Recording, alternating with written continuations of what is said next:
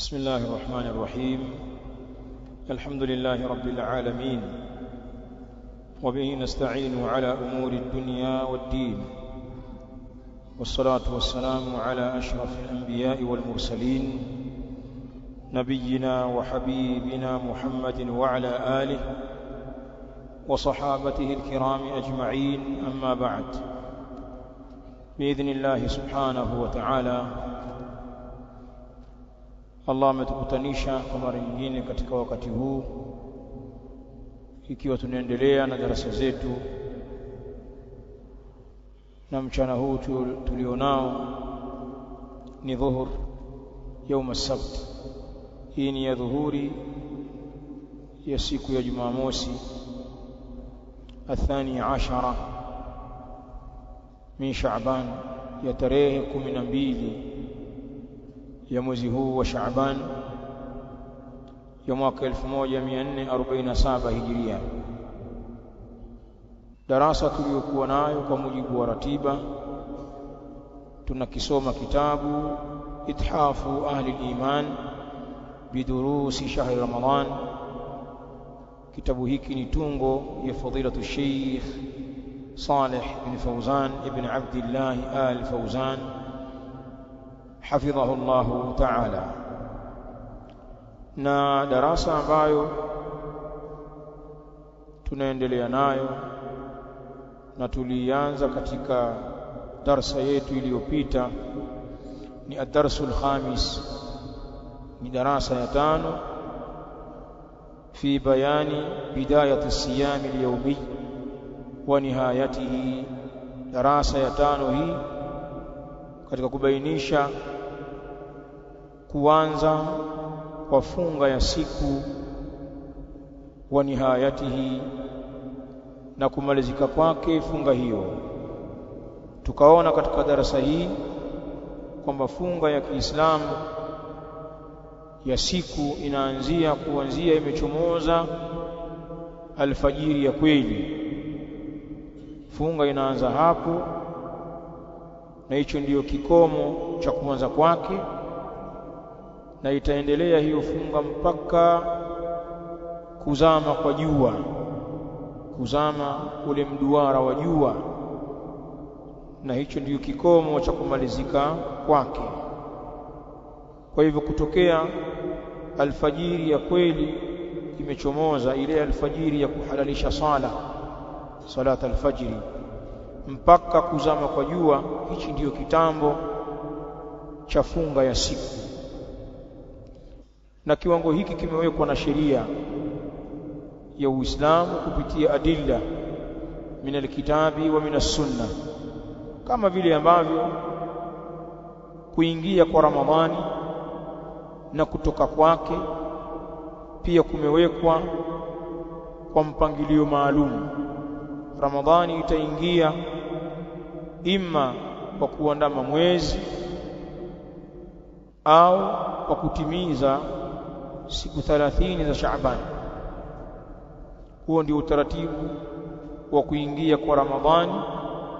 Kadhalika ni utaratibu huo huo unatumika kumalizika Ramadhani, ima mwezi uandame wa Shawwal au watu watimize idadi ya siku 30 za Ramadhani, itakuwa Ramadhani imekwisha. Kwa hivyo Sheikh akayaeleza hayo kwa uzuri kabisa hapa, bali akatueleza sisi umma wa Muhammad tumeletewa takhfifu kubwa katika funga ya Ramadhani, kwani wenzetu mwanzoni mwa kufaradhiwa ibada hii ya funga katika umma huu kitambo cha kufunga kilikuwa kirefu na hukumu ilikuwa ngumu. Tumeona hapa sisi, mtu alikuwa ukifika wakati wa iftar, wakati wa kuzama kwa jua, na akapitiwa na usingizi akalala kabla ya kula chochote, basi haruhusiwi tena kula mpaka usiku unaofuata. Kadhalika haturuhusiwa kumgusa mke wake na mengineyo. Hali ilikuwa ngumu sana, mpaka tukaona tukio lililomtokea Qais al-Ansari radhiyallahu ta'ala anhu, aliyekuwa mfanyakazi katika mashamba. Yeye alipitiwa na usingizi kabla ya iftar. Amefika muda wa kufungulia, ikawa nyumbani kwake hakuna kitu. Mkewe akamwahidi, ngoja nikutengenezee chochote ili ufungue. Alipokuwa anasubiria iftari yake iive, usingizi ukamzidia, akalala radhiyallahu ta'ala anhu, mpaka mke wake anakuja. Yule bwana kalala. Mwanamke akamwambia, khaybatan lak, khasara ni ya kwako, hakuna tena fursa ya kula. Kwa hivyo hakuweza kula yule bwana radhiyallahu ta'ala anhu. Kesho yake ilipofika katikati ya mchana, kijua kikali, na yeye ni mtu wa kazi ngumu shamba, hali ikawa ngumu, akazimia radhiyallahu ta'ala anhu kwa kuzidiwa na saumu. Tukio hili akatajiwa Mtume sallallahu alaihi wa alihi wasallam, na hapo zikateremka ayat katika suratul Baqara, uhilla lakum lailatas siyami rafathu ila nisaikum, kumehalalishwa kwenu nyinyi katika usiku wa funga, usiku wa Ramadhani, kufanya jimai kwa wake zenu. Lakini pia ikashuka aya ya muendelezo wa aya hii, wakulu washrabu hatta yatabayyana lakumul khaytul abyadu minal khaytil aswadi minal fajr, na endeleeni kula na kunywa baada ya ghurub, baada ya kuzama jua. Muendelee kula na kunywa katika huo usiku mpaka ubainike kwenu nyinyi mwangaza wa alfajiri kutokamana kiza cha usiku. Mwangaza huo ni ule ambao unatokana na alfajiri ya pili, min alfajri ay alfajru thani. Hapa ikawa ni ruhusa sasa kwa Waislamu baada ya kuzama kwa jua kuendelea kula na kunywa na kustarehe na wake zao katika usiku mzima ule mpaka ije kuchomoza alfajiri. Na Sheikh akaeleza hapa kwamba watu walipata tabu mwanzo, hasa kwenye kadhia ya kuzuiliwa na wake zao katika usiku wa mwezi wa Ramadhani. Ilikuwa ni ngumu kwao, na wengine walishindwa, wakajikuta hawawezi kujizuia na ahali zao. Lakini matendo haya pia walisamehewa. alima Allahu annakum kuntum takhtanuna anfusakum fataba alaykum wa afa ankum, alijua Allah kwamba hakika nyinyi Waislamu mlikuwa mnazifanyia khiana nafsi zenu kwa kushindwa kujizuia na wake zenu. Fataba alaykum, na akatubia juu yenu, kwa maana akawaghufiria. Wa afa ankum, na akawasamehe na kuwahurumia nyinyi. Sheikh anasema hafidhahu Allah ta'ala, yuqalu, tunaanzia hapa panasemwa akitafsiri hiyo aya itakulia, khana wa khtana. Watu wa lugha wanasema khana wa khtana bimaana ay takhununa anfusakum bilmubasharati fi layali sawm. Ndio maana ya khana wa khtana, maana yake takhununa anfusakum, mnazifanyia khiana nafsi zenu, bilmubasharati, kwa kutomasa, kwa kuwagusa wake zenu, mnakhalifu kile mlichoambiwa. Ay takhununa anfusakum, mnazifanyia khiana nafsi zenu, bilmubasharati, kwa kutomasa hao wake zenu, fi layali sawm, katika nyusiku za funga. ni usiku za Ramadhani mlikuwa mnafanya hivyo. Qala Sheikh fataba alaykum ay qabila taubatakum mimma hasala, na akatubia juu yenu, maana yake akaikubali toba yenu kutokamana na kile ambacho kimetokea. Wa afa ankum, na akasamehe kwenu nyinyi. Ai falam yuakhidhkum, hakuwachukulia kwa lile kosa, hakuwapatiliza na kuwachukua kwa kuwaadhibu. Wasahala alaikum, bali akasahilisha juu yenu. Wayassara lakum, na akafanya wepesi kwenu nyinyi. Wepesi ndio huu unaotajwa. Faabaha lakum an-nisaa wat-ta'ama wash-sharaba min ghurubi ash-shams ila tulu'i al-fajr ath-thani, na akawahalalisha kwenu nyinyi wanawake, wat-ta'ama wash-sharaba, na akakihalalisha chakula na kinywaji, min ghurubi shams, kuanzia kuzama kwa jua, ila tulu'i al-fajr ath-thani, mpaka kuchomoza alfajiri ya pili. Kuna alfajiri ya kwanza, alfajru alkadhibu, alfajiri ya kwanza kwenye ile adhana ya kwanza, wakati ule bado ni usiku. Mtu anaweza kuendelea kula akanywa akastarehe na mkewe, ndio wakati wa daku wenyewe huo. Alafu na alfajru thani, kuna alfajiri ya pili ambapo huadhiniwa adhana ya pili kwamba wakati wa kuswali salat alfajiri umeingia, na hapo ndio ukomo wa kula na kunywa na kufanya mambo yote yenye kufunguza kwa mfungaji. Hapo ndio mwisho, kwa sababu saumu inaanzia hapo. Kwa hivyo takhfifu hii na usahali huu ukaletwa na Uislamu baada ya kuwa palikuwa pana ugumu. Ndio wanasema Sheikh, wa inda dhalika, na katika wakati huo, ayatulu'i al-fajr ath-thani, wakati wa kuchomoza alfajiri ya kweli.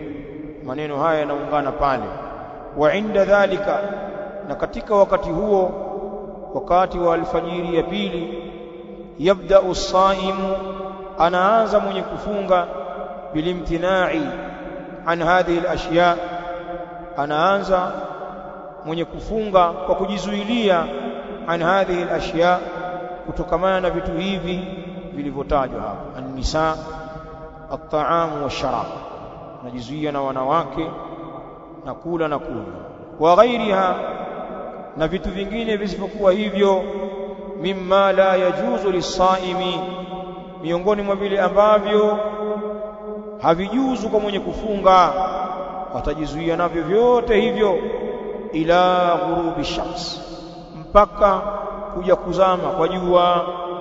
Sawa utajizuia na vyote hivyo, lakini jua likizama tu vinahalalika tena.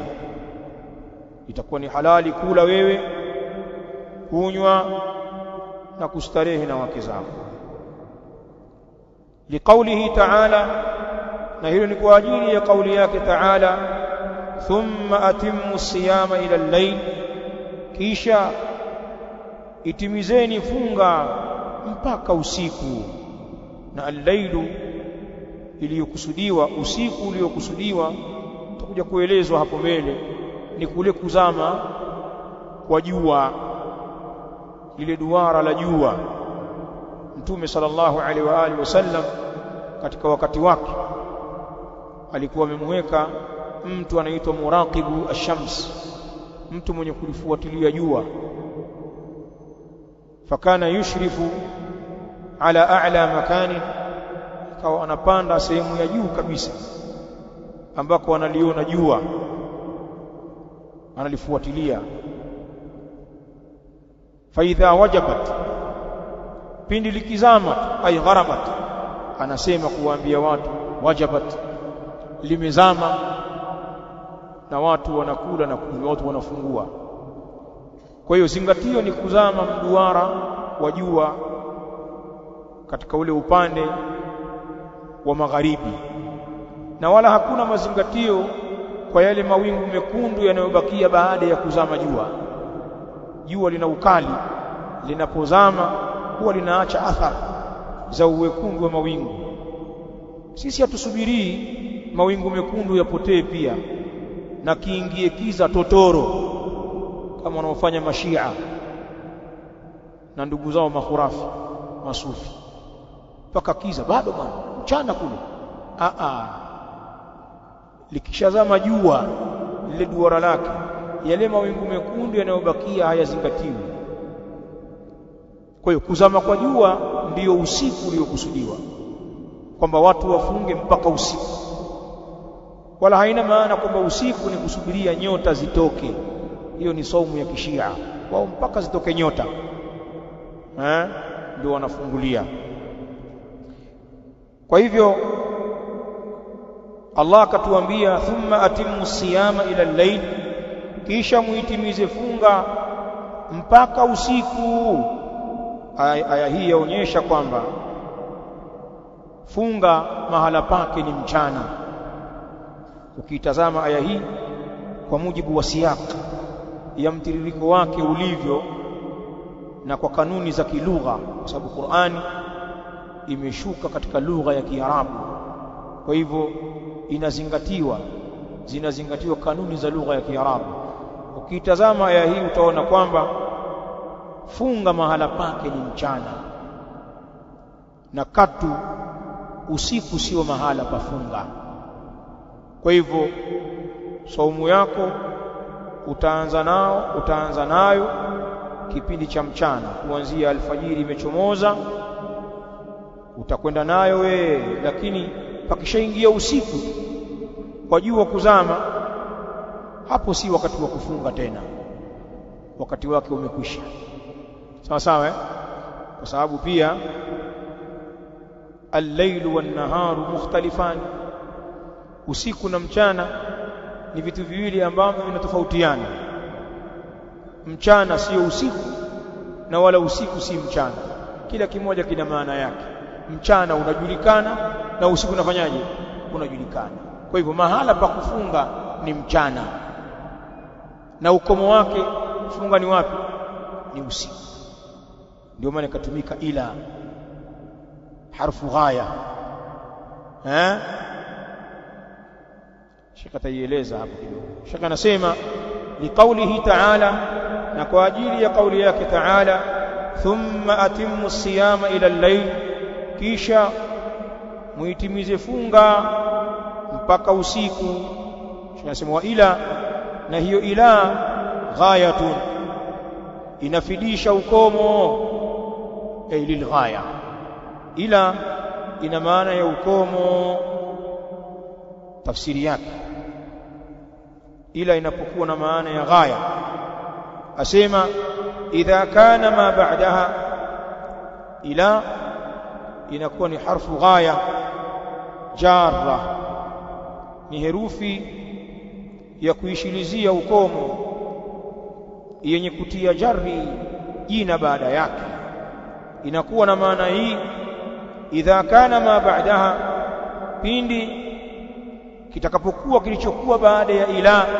Ma ba'daha ay ma ba'da ila, pindi kitakapokuwa ma ba'daha, pindi kitakapokuwa kile ambacho kiko baada yake hiyo ila, laisa min jinsi ma qablaha, si katika sampuli ya kilichokuwa kabla ya ila.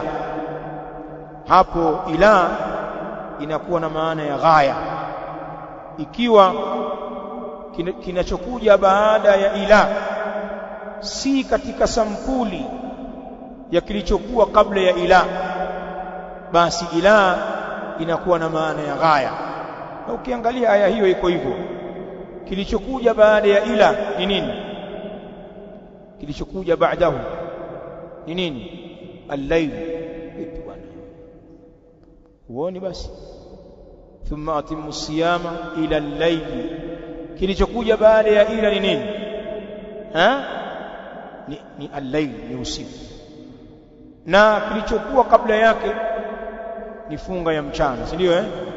Siyamu nahar, funga ya nini? Funga ya mchana. Swali hapa,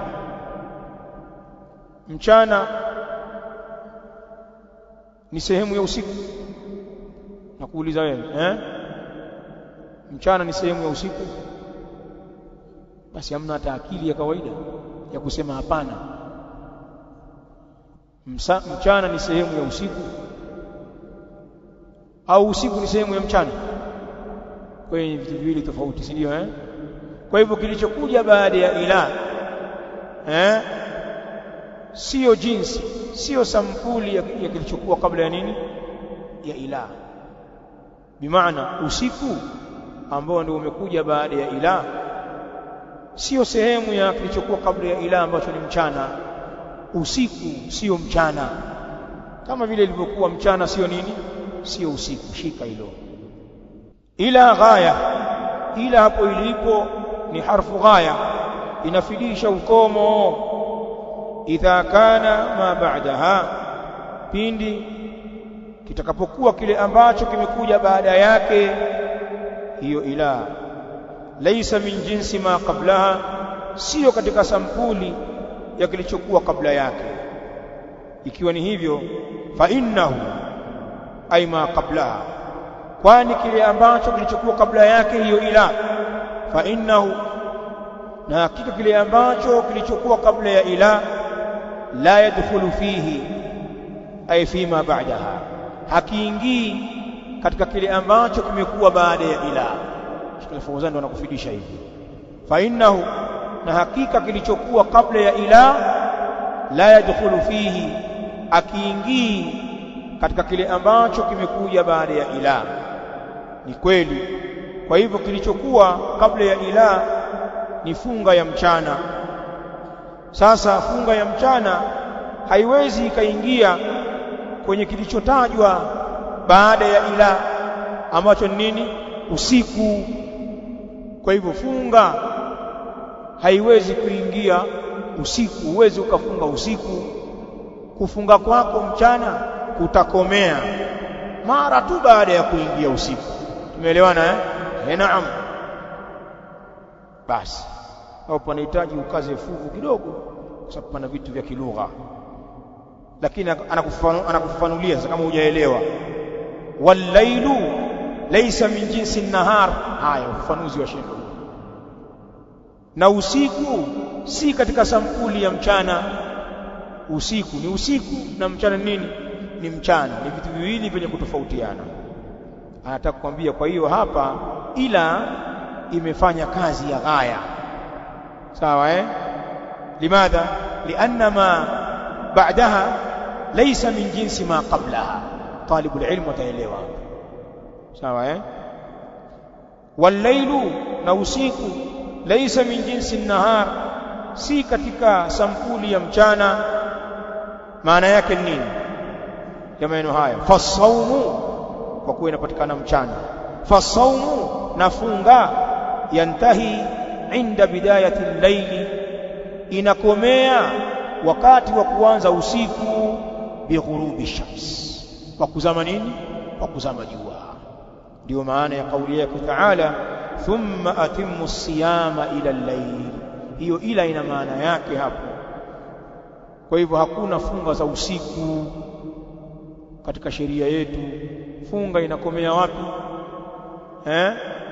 Funga ni mpaka mwisho wa mchana, kisha ingia usiku khalas, si ndio kwa sababu ya ila. Fasaumu, na funga, yantahi inda bidayati al-layli, inakomea wakati wa kuanza usiku. Kisha ana utafsiri huo usiku, sio usiku wa manane au usiku wa giza totoro. Bighurubi shamsi, kwa kufanyaje? Kwa kuzama jua. Huo ndio usiku kusudi wao hapa. Kama qala an-nabii sallallahu alaihi wa alihi wasallam, kama vile alivyosema Mtume sallallahu alaihi wa alihi wasallam, idha aqbala al-laylu min hahuna, pindi utakapoingia usiku upande wa huku, kwa maana upande wa mashariki, mashariki kule ambako jua huchomoza pakawa ndio kiza sasa, na bila ya shaka jua likitoka mashariki linakwenda kuzama wapi? Magharibi. Kwa hiyo upande wa mashariki unakuwa unawahi kuingia giza, si ndio? Na upande wa magharibi unakuwa unamwangaza zaidi.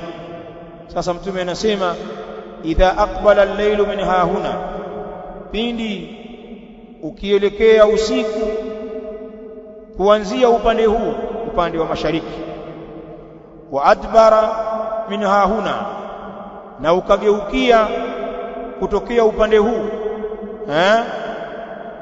idha aqbala al-lailu min hahuna.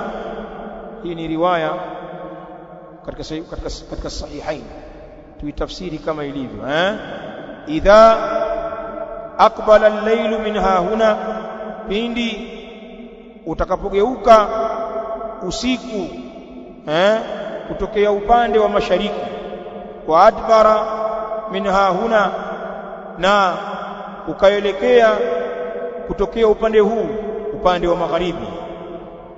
Usiku ukawa umetanda upande wa mashariki na kuelekea polepole upande wa magharibi. Wa gharabati shamsu, na likazama jua. Na hichi ndio kikomo. Ukiona kiza kimekuwa kinene upande wa mashariki, kule ambako palikuwa mchana pamekuwa na giza, na giza limeenda polepole huko magharibi, na jua likazama, tumenasema faqad aftara saim, kwa hakika atakuwa amefungua mfungaji. Ndio wanasema ulama al-ibra bimaghibi qursi shams, mazingatio hapa ni kwa kuzama ule mduara wa jua. Naam. Kwa hivyo usiku ukitoka upande wa mashariki na ukawa unaelekea upande wa magharibi na jua likazama, kwa hakika amefungua mwenye kufunga. Sheikh anaeleza hapa, anasema wa ba'dhu an-nasi, na baadhi ya watu, yukhalifuna alwajha ash-shar'iyya, wanaukhalifu wajhi wa kisheria, kwa maana wanakhalifu njia ya kisheria. Wa ba'dhu an-nasi, na baadhi ya watu, yukhalifuna alwajha ash-shar'iyya, wanaukhalifu wajhi wa kisheria, mtindo wa kisheria, fi sahuri wal iftari, katika daku na katika futari, katika kufungua. Wana watu wanakwenda kinyume, ni mamoja kwenye kula daku na kwenye kufungua vile vile, wanakwenda tofauti na sunna. Sheikh anawataja hawa, fataifatu minan nas, na kundi fulani kutokana na watu, fataifatu minan nas, na kundi litokanalo na watu, au kathiru minhum, au wengi miongoni mwa hao watu, tabia zao zilivyo kwenye Ramadhani, yasharuna al-laila, wanakesha usiku. Usiku hawalali, watabakia usiku kucha katika mikesha, wakisaga mirungi, wakicheza madrafti, madhumna, makeram na michezo mbalimbali, na wengine porojo tu, vijiwe vya gumzo. Yasharuna al-layl, wanakesha usiku. Fa idha kana akhiru al-layl, na pindi utakapokuwa mwisho wa usiku, wa aradu an-nauma, na wakataka kulala, watu hawa tabia zao wanakesha usiku kucha. Ikifika mwisho wa usiku, saa 10 huko, 9 huko, wakataka kulala sasa, wanachokifanya hawa, tasaharu qabla al-fajr, wanakula daku yao kabla ya kuchomoza alfajiri. Sahihi kabisa, ndio mahala pake pa kula daku. Tatizo lao hawa, wakishakula daku wanaingia kitandani, daku yenyewe wanaila mwisho kabisa wa usiku.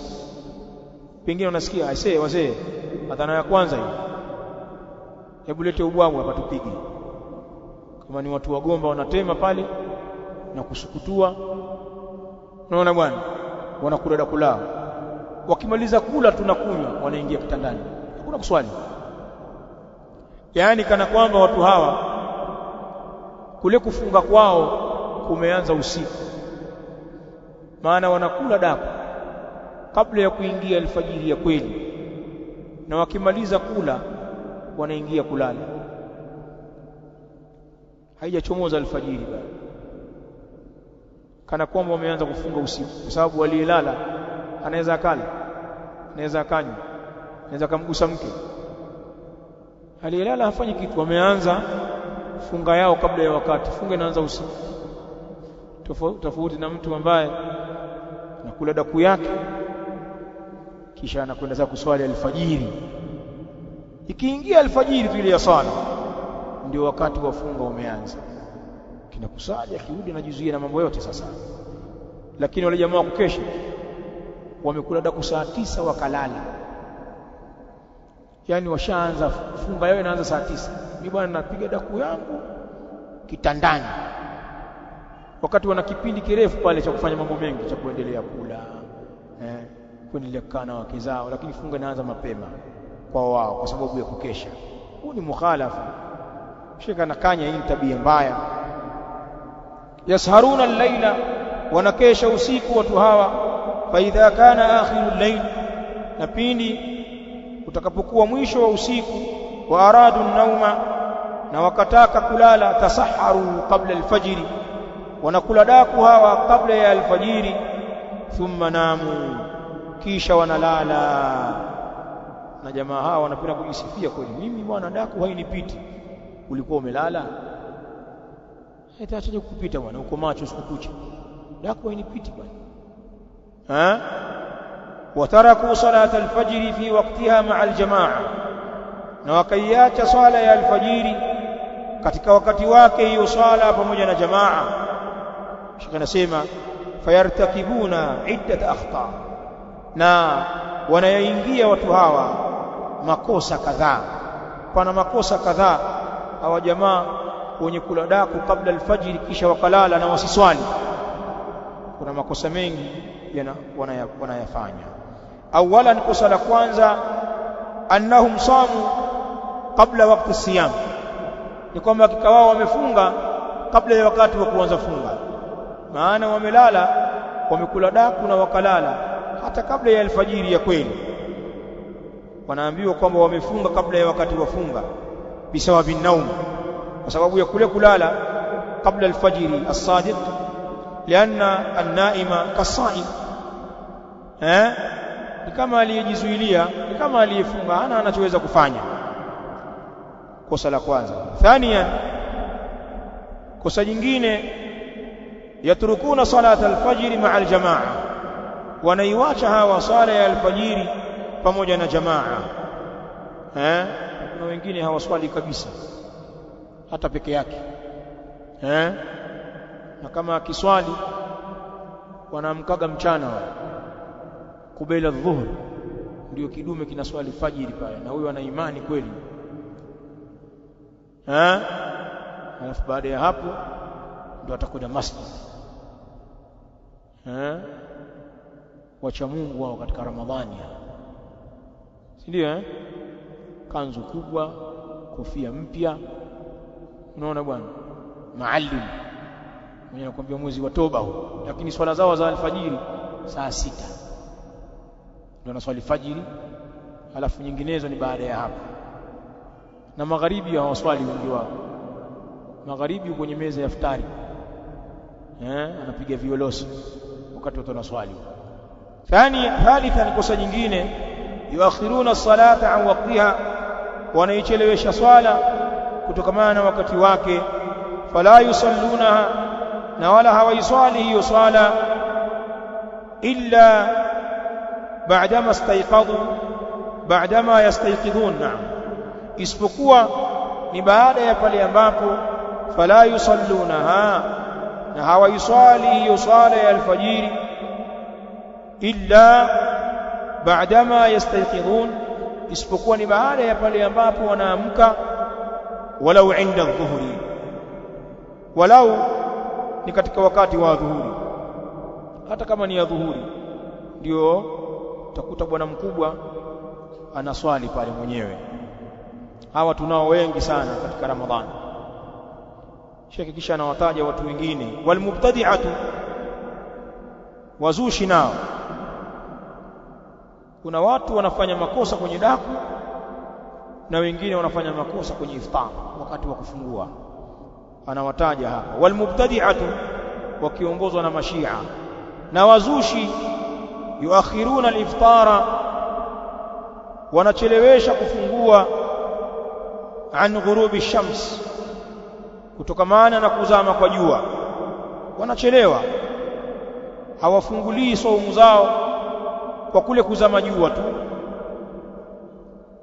Wala yuftirun, na wala hawafuturu watu hawa illa inda ishtibaki an-nujum, isipokuwa wakati wa kudhihiri nyota. Ishtibak ay dhuhur. Wala yuftirun, na wala hawafuturu hawa watu wazushi illa inda ishtibaki an-nujum, isipokuwa wakati wa kudhihiri nyota. Jua lishaingia, nini, kiza kimeshaingia totoro, nyota zimetoka, ndio wanafungua. Wanachelewa sana. Na wengine hata kama ukiwakumbusha jua limeshazama saizi, na mmeweka mtu hasa kaangalia jua limezama tayari, ni wakati wa iftar, yeye hakuelewi. Nakwambia sina haraka bwana.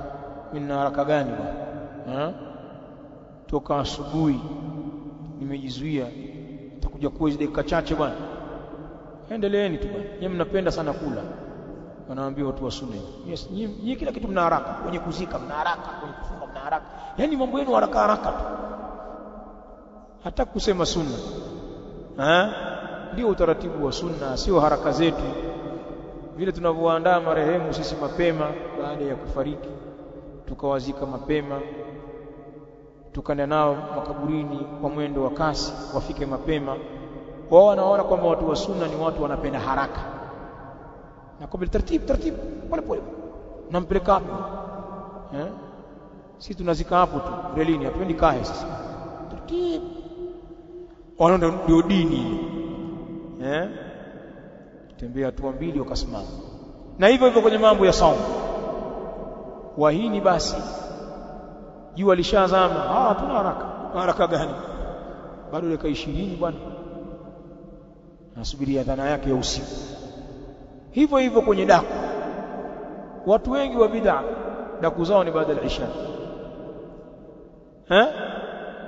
Kinyume tu, akitoka tarawih yake saa 3:30 saa 4, anayekia wali wake anakula daku baada ya isha, wakati daku ni akhir al-layl. Sheikh anatuambia wa khairul hadi, na bora ya muongozo, bora ya uongofu, hadi Muhammadin sallallahu alaihi wa alihi wasallam, ni muongozo wa mtume sallallahu alaihi wa alihi wasallam. Wa khairul hadi, na bora ya muongozo, hadi nabii sallallahu alaihi wa alihi wasallam, ni muongozo hadi Muhammadin sallallahu alaihi wa alihi wasallam, ni muongozo wa Muhammad sallallahu alaihi wa alihi wasallam. Wa sharrul umuri muhdathatuha, na shari ya mambo ni yale mazushi yake. Wa kullu bid'atin dalalatun, na kila uzushi ni upotevu. Nas'alullaha an yarzuqana at-tamassuka bis-sunnah, tunamuomba Allah subhanahu wa ta'ala aturuzuku sisi kushikamana na sunna. Allahumma amin. Dua kubwa shikana yomba. Nas'alullaha an yarzuqana at-tamassuka bis-sunnati wa mujanabata al-bid'ati wa ahliha, na turuzuku sisi kujiepusha na bid'a na watu wake hiyo bid'a. Wa sallallahu ala Muhammad. Allahumma amin ya rabb. Haya, hili ndio hitimisho la darasa yetu ya 5. Ilahuna barakallahu fikum. Hadha wallahu ta'ala a'la wa a'lam, wa sallallahu wa sallama ala nabiyyina Muhammadin wa ala alihi wa sahabatihi al-kiram ajma'in, wa jazakumullahu khairan.